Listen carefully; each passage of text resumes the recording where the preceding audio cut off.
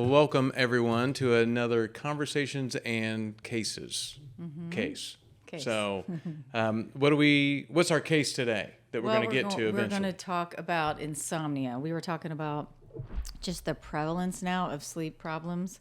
I can't believe the CDC actually stated that we have a health epidemic of sleep problems. It could be disordered sleep, like it could be sleep apnea, sleep insomnia. But isn't that crazy? It's now become an epidemic in our society.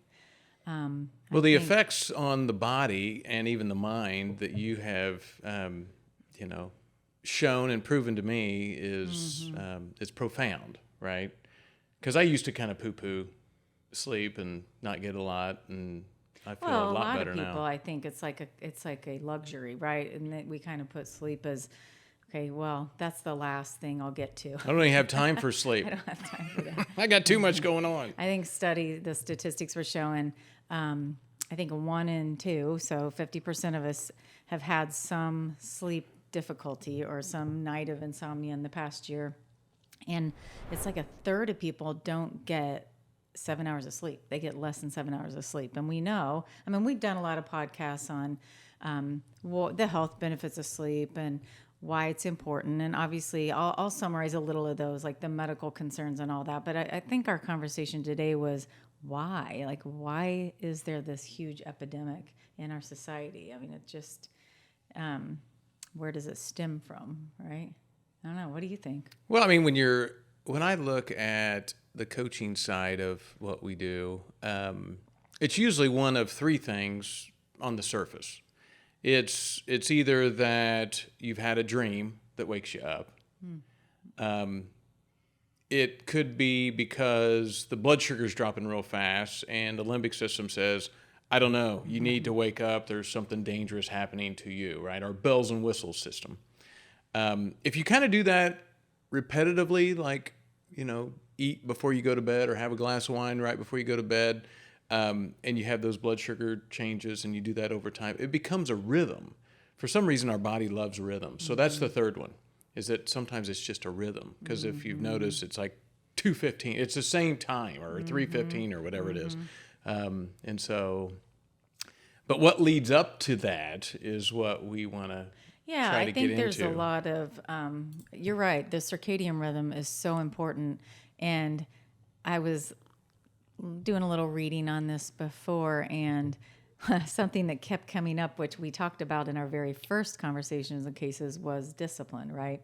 So they were talking about how during the pandemic, people got really out of rhythm. We got everything. Nothing was normal. Nothing was the same. And so, we would usually go to bed, get up at a certain time because of work and schedules. You had to create your own new rhythm. And so people, we just kind of got out of rhythm. We got out of our normal habits. And so, and more people are working from home. So we're bringing, things to bed. We're looking at our laptops and our phones more. So I think then to get back into rhythm, it is going to take discipline, and that's hard. We have to set a timer. We set our little bedtime timer on our phone as a reminder, like it's 9:30, because then I'm like, oh my gosh, already, and gives me an hour to wind down. They call it the wind down timer or whatever. But I thought that was a very interesting spin on things about that, because it's a big problem. I see it every day in somebody coming into the office having a concern.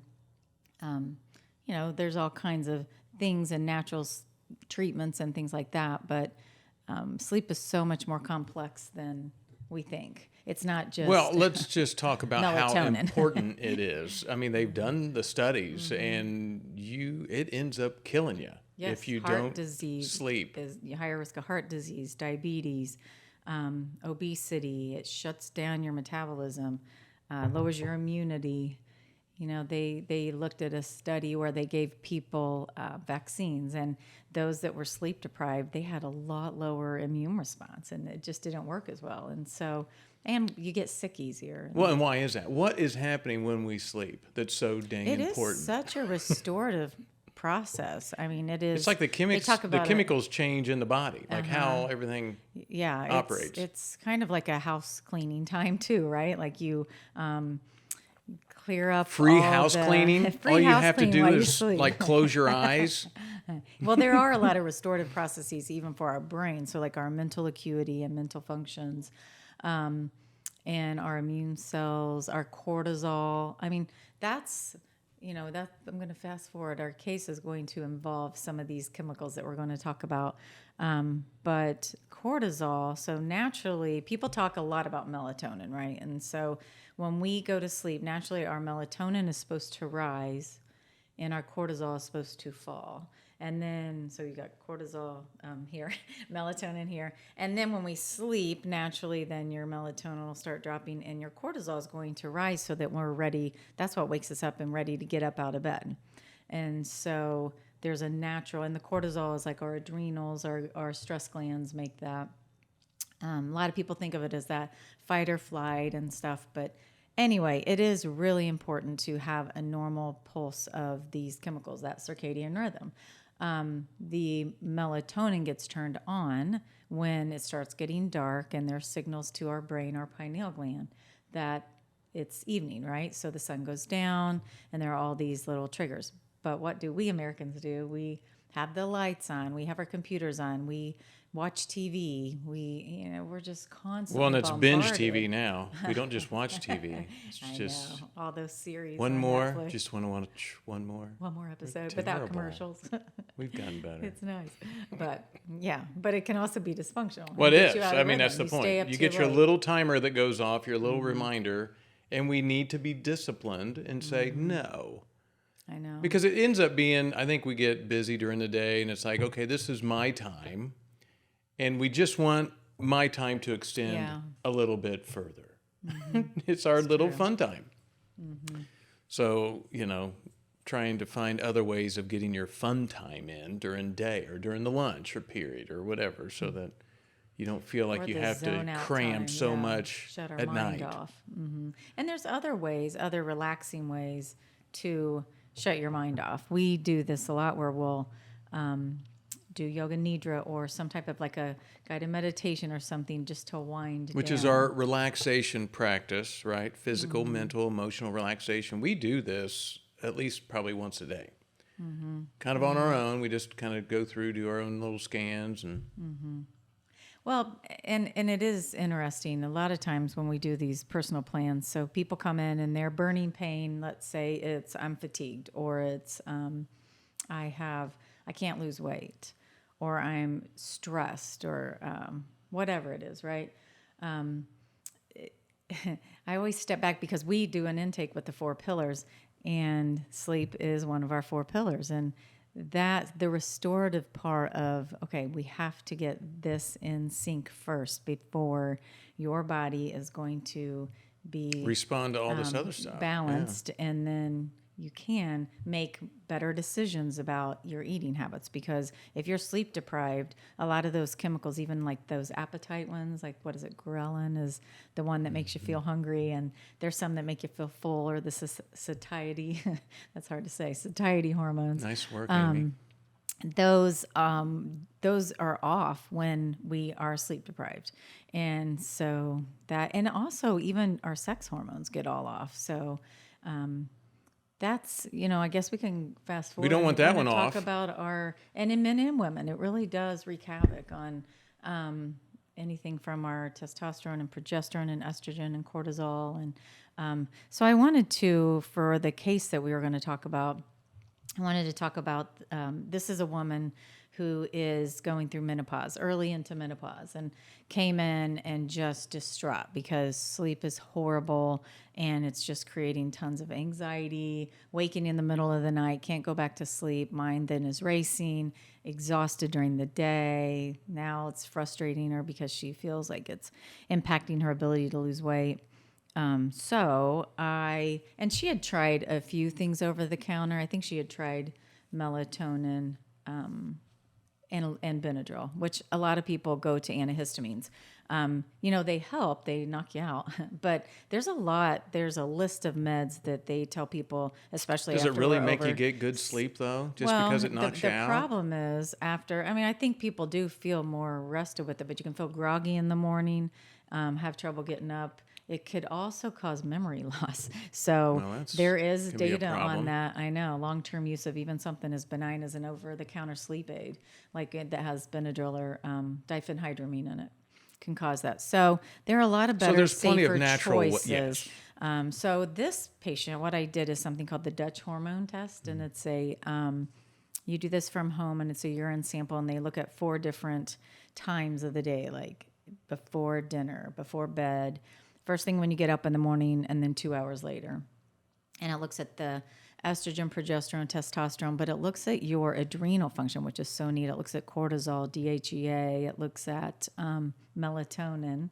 Looks at some of the other like B vitamins and different things. And so I think that is such a great glimpse at what is going on in our body and how complex sleep is, right? And so this particular person, I was for sure thinking, okay, this is all the hormones, and we're going to have to figure out like how we're going to help balance these hormones. And it was a little, estrogen really wasn't that bad. Progesterone was a little low, but not crazy. I mean, it was in the menopause range. Cortisol was spiking at night. And remember, that's I not said gonna let you cortisol is sleep. supposed to go down at night. So cortisol was going up at night, and her melatonin was tanked, even though she was taking some melatonin over the counter. There's a lot of times you have to do something that has some extended release in it because it wears off. And that's what was happening with her. So we really did a lot of stress reduction practices, some more discipline practices. You have to shut off the technology at night. Turn the lights down. Turn the lights down. Sleep hygiene protocol. Doing all the sleep hygiene and adrenal reset. Ashwagandha, it's like a very safe thing. And it helps, what it does, it helps balance your cortisol. It's called an adaptogen, but it does help your adrenals. And I think it's a flower. It's a root or a flower. Well, you would herb. know. I just know we have 10 and, bottles of it in the front. Well, I'm using it a lot because, again, our world that we live in is very stressful. And so I think it was just eye-opening to her to say, yes, you're going through menopause, but the stress that your body has been under is making you not tolerate these changes that are going on. Once your ovaries shut down in menopause, normally before menopause, those ovaries are making all of our hormones, right? Our progesterone and testosterone and all this, and estrogen. Well, after menopause, our ovaries shut down, so then the adrenals have to take over and kind of pump out some of the extra, like progesterone and all that. So those adrenals just get really taxed. And so basically, that was what was going on. And it is, I see it all the time. It's a time of life, right? You're in your 50s. You are that sandwich generation, and I think it catches up with us. It happens to men too. This was just a case that I feel like I've seen over and over and over. And I always say test, don't guess. That really helped me with her because, a lot of times we'll just throw on a sleep aid, throw on a hormone because you're going through menopause. And so she was really able to feel tons better just doing a lot of this that we did restoratively. And so that was with some of these supplements, you were able to get her to sleep or change the rhythm of why she was releasing so much cortisol come the evening time. And so you were able to kind of get her body to reset that. Yeah, you can. And then she was fine. And the other things, your nutrition and what you're Well, drinking. it's super complicated, right? It's not ever caffeine, one alcohol, thing, ever. sugar. You mentioned that. So if your body, the whole point of cortisol too, it's kind of a protective, right? Like stay alert, be aware. And I think when we're stressed, that cortisol's up. Again, we've entered we're exiting a pandemic, thank goodness. But I think that's also, that pandemic time was very stressful, and a lot of people just a lot was unknown. And so there was just this day in, day out stress. We couldn't see our loved ones. We were worried somebody was going to get sick. We were worried we were going to get somebody sick.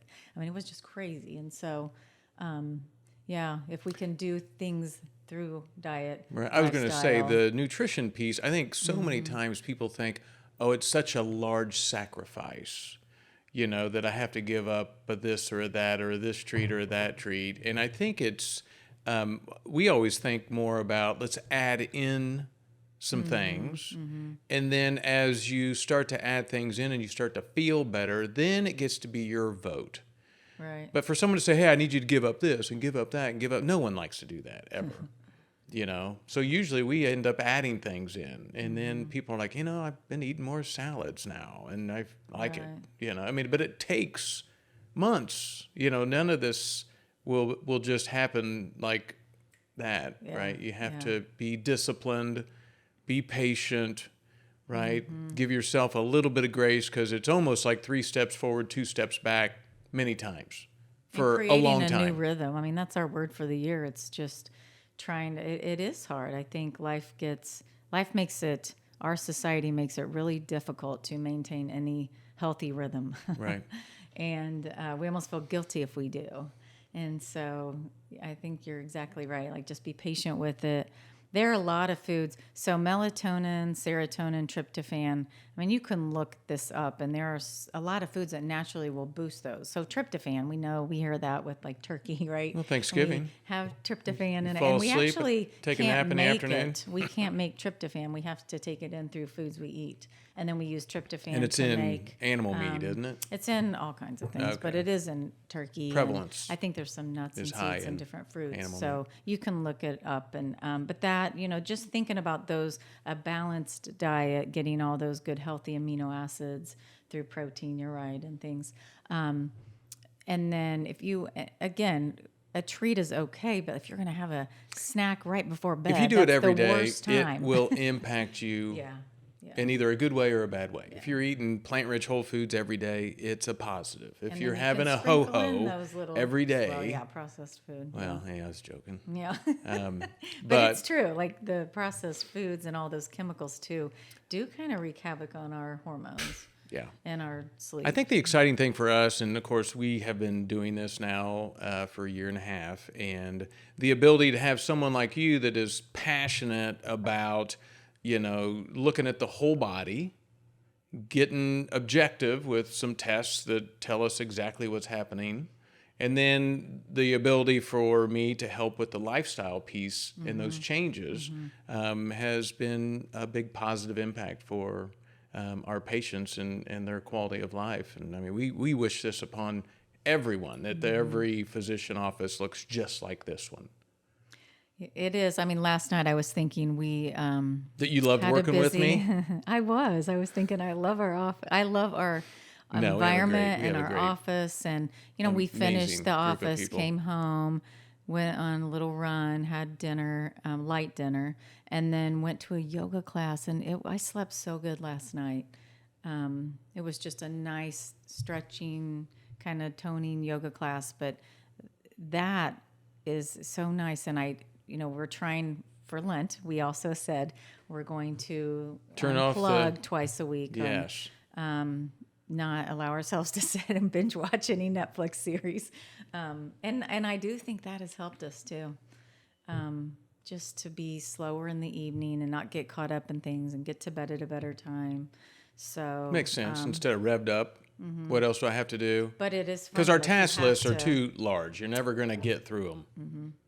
But Yeah. So Okay. hopefully some of these little get some sleep. hints will Hopefully be- this has helped. And don't forget, subscribe, leave a note. We're grateful for the opportunity to kind of share these with us. And then also throw over some other cases that you might want to have us present as well. topics or So something. wishing you guys a wonderful day. Take care.